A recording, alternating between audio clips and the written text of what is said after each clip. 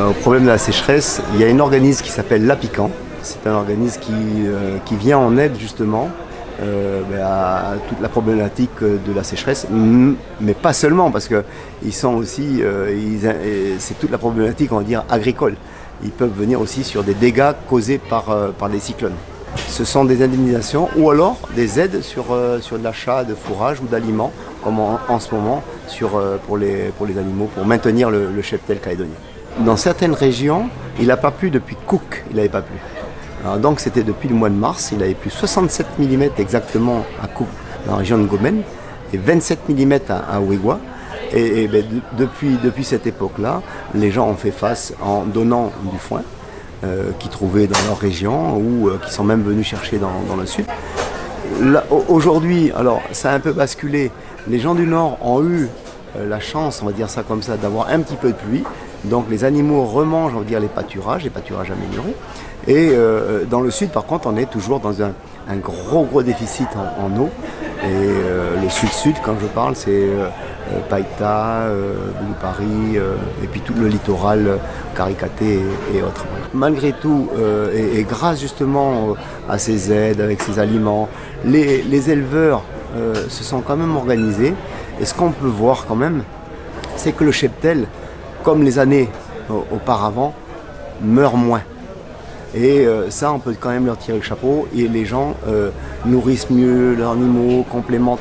Ça a un coût, c'est vrai, ça a un coût à la fois pour les éleveurs, ça a un coût aussi même dans les aides. Mais je veux dire, les gens ont pris conscience qu'il fallait quand même les aider à passer ce cap-là, même si on n'est pas sorti. La Chambre d'agriculture organise justement des journées techniques thématiques dans les îles, dans le nord, on en fera dans le sud. Et on en a fait beaucoup dans les îles, et où on réunissait à peu près 80 à 100 personnes et où on déployait tout le service de la Chambre d'agriculture sur la problématique, on va dire, soit de l'animal quand il a été demandé, soit sur le végétal, soit sur des plantations et en même temps sur les maladies ou les ravageurs. On a besoin justement un peu de revoir un petit peu les nouvelles méthodes, comment travailler, de l'agriculture, on va dire, raisonnable, de l'agriculture bio. Et tous les agriculteurs, pour moi, sont des agriculteurs, je trouve, qui sont raisonnés.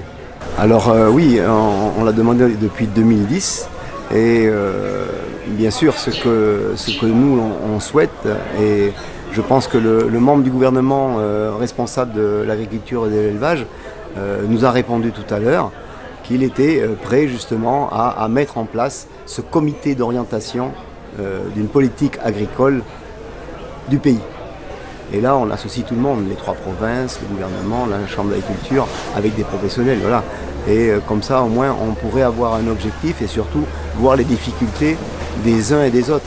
Parce que pour moi, je suis d'abord président de la Chambre d'agriculture, mais l'agriculture, elle ne s'arrête pas à Poya Nord. L'agriculture en général a besoin d'accompagnement, et plus que de subventions. À définir une politique agricole à long terme. C'est-à-dire que si on parle de l'eau, par exemple,